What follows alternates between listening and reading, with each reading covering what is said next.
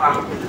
Beliau itu punya suatu petuah yang luar biasa yang perlu dirungkan oleh para baik bahwasanya yang sakit itu Sudirman, Panglima tidak pernah sakit. Bayangkan saja, tanpa paru, tanpa berteduh, kemudian di undang-undang bagaimana tetap menggunakan.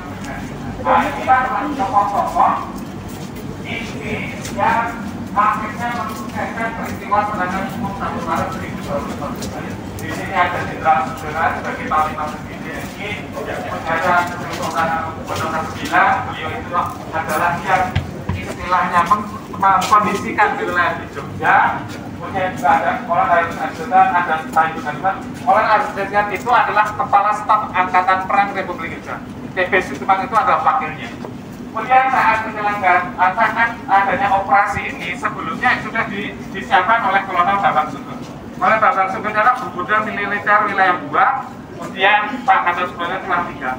Keberhasilan dari serangan 1 Maret ini itu juga didukung oleh kesatuan militer yang dipimpin Bambang Sugeng di wilayah Magelang, Semarang, oleh Gatot Subroto di wilayah Solo. Jadi saat Yogyakarta dikuasai oleh TNI selama 6 jam, bantuan militer yang dari Magelang, Semarang dihambat oleh tentara-tentara yang telah diperintahkan oleh beliau. Kemudian kita akan memasuki terkait dengan Tentaranya lagi uang jadi nggak bisa banyak berbicara.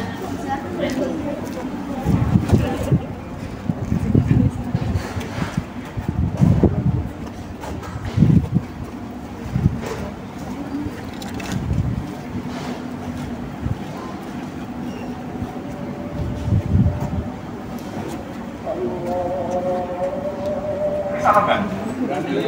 Enggak. Ya, kita dagangan orang.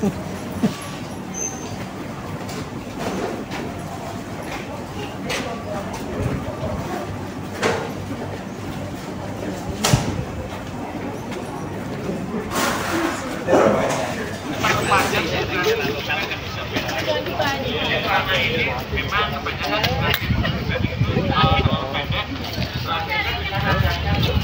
kebanyakan pengembangan jadi digital ini mereka akan tetap lama di museum benar-benar. Selanjutnya kita akan menuju ke Taman Patriot. Taman Patriot ini merupakan berasal dari gagasan kami di mana di museum itu perlu adanya spot untuk perenungan kontemplasi. Dan kenapa kita namakan Taman Patriot? Dari para tokoh bangsa, di mana mereka itu dengan perjuangannya, dengan nilai patriotismenya, nasionalismenya, mereka sepakat dan tanpa pamrih untuk mempertahankan kemerdekaan Indonesia. Dan ini juga teman dengan keluarga telah berkeliling museum. Dan ini bagian dari strategi kita, karena kita menginginkan adanya kunjungan yang banyak untuk agar terkait dengan keselamatan WC, kenyamanan, maka semua wilayah dari di Museum Benteng kira-kira untuk bisa dieksplor termasuk di taman ini. Dan ini nanti teman-teman PES, selama nanti berkunjung di malam hari, khususnya menjelang maghrib atau sekitar jam 7, ini menjadi suatu hal yang menarik sekali karena situasinya sangat indah dengan taman. Ruang-ruang itu bisa termanfaatkan dengan maksimal. Makanya pada tahun ini kita bekerja sama dengan pihak eksternal agar apa? Agar masyarakat itu tambah besar dan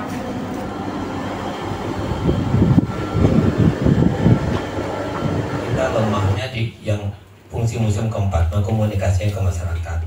Jadi banyak museum kita tidak melakukan riset atau kajian. Jadi bendanya tidak berbicara dengan banyak. Dia cuma ditaruh saja selesai. Atau keramik abad 18 selesai. Karena kalau ada ceritanya, ini bisa digunakan waktu potong ritual potong tali pusar gitu ya. Itu kan lebih menarik. Yang kedua, sebetulnya museum adalah alat peraga bagi guru penggerak menurut saya gitu ya. Kenapa? Melalui kita mendapatkan kecerdasan matematika. Bagaimana masyarakat bisa lalu dia mengukur ya hidung sebelah itu matematik sebetulnya. Bisa kita belajar tentang kecerdasan bunyi. Semestinya generasi kita ajak ke sana gitu ya. Melalui koleksi kita yang ada. Jadi kita tidak berfokus hanya pada satu koleksi, banyak koleksi, tapi memang ada koleksi yang betul-betul berbunyi. Kita bisa gantian gitu ya.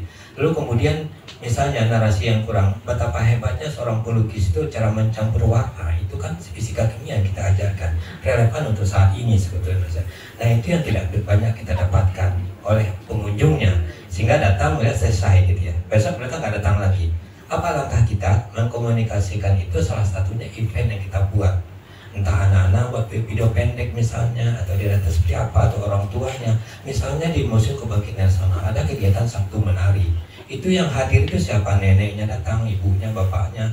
Itu tidak hanya sekadar anak itu dia bisa menari, tidak. Tapi ada harmonisasi keluarga hadir di ruang publik itu.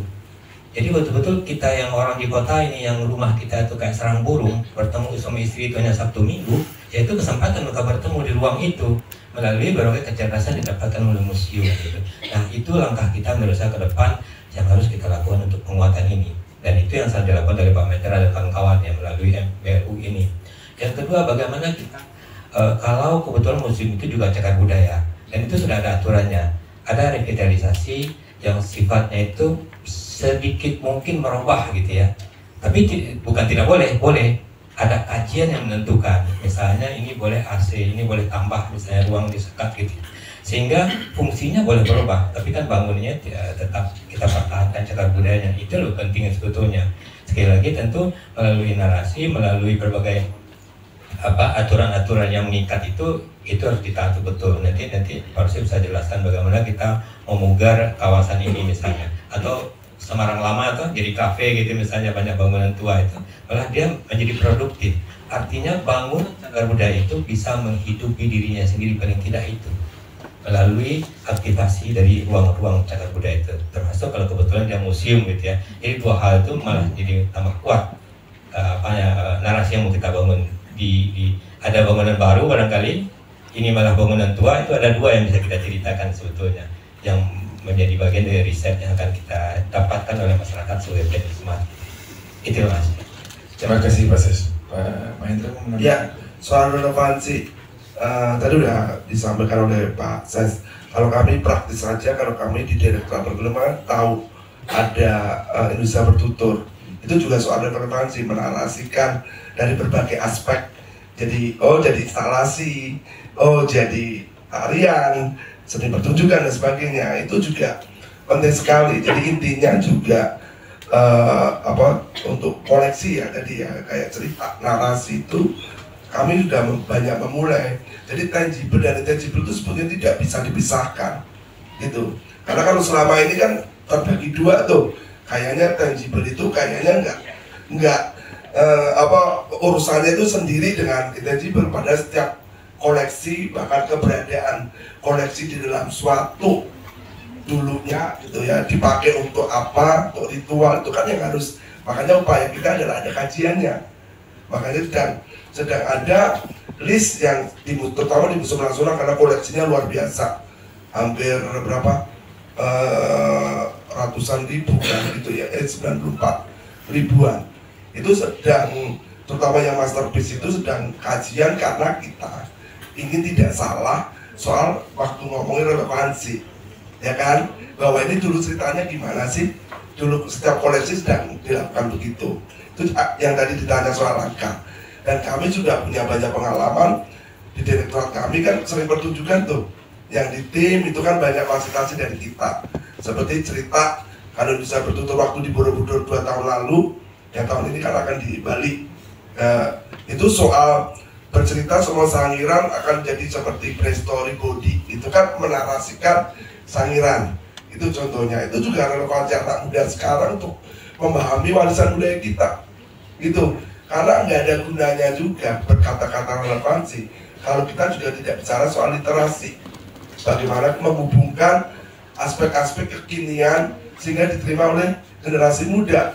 Nah itu juga yang kita kejar. Kebetulan kami punya ilmu di Direktorat Perfilman, Musik dan Media. Jadi waktu saya diminta jadi PRT ini juga udah kita lakukan semua hal yang soal aspek-aspek itu gitu. Jadi itu ya, mungkin langsung biar nanti Pak Roset terakhir. Ya. Saya kenapa dipilih MBV? Oh iya, kenapa dipilih MBV? itu sebetulnya yang pertama dilihat ini gue jujur ya, potensi yang paling tinggi di seluruh museum kita adalah di MIV. Tahu sendiri kan di depan sampai ke titik nol itu di Malioboro itu kan nggak pernah mati itu sampai malam.